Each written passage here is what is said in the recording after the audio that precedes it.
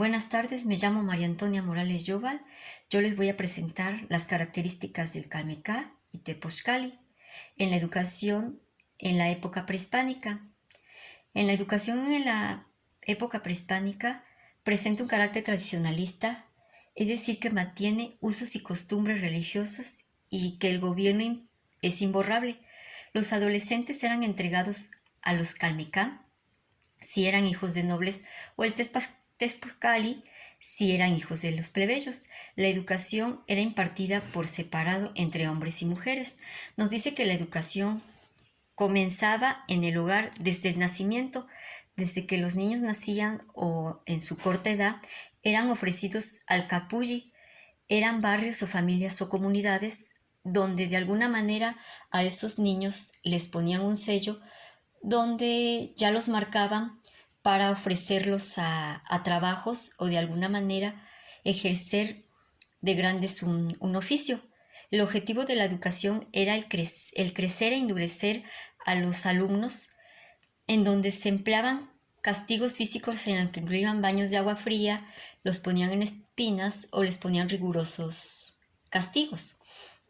Se decía que los jóvenes pertenecientes a la nobleza eran ofrecidos al Calmecá desde pequeños. El Calmecá era reconocido como alguien muy especial con dureza en formación moral de los estudiantes. Se decía que para los masechuales o plebeyos existía el Tepochcali, donde eran preparados para la guerra y para que de alguna manera sirvieran al pueblo.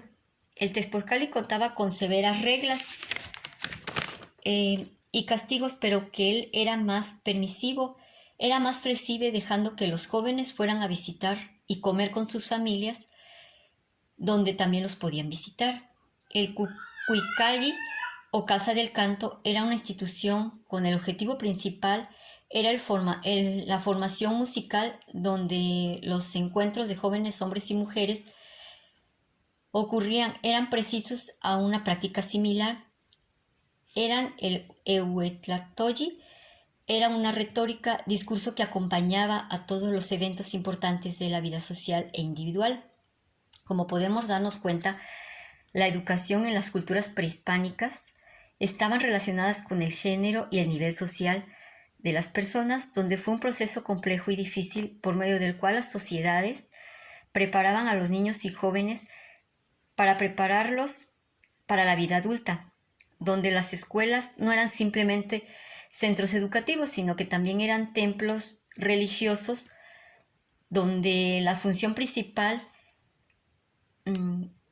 eran las escuelas de rendimiento culto, en la que donde les rendían culto a los dioses y donde los menores no solo trabajaban, sino que también les daban una educación.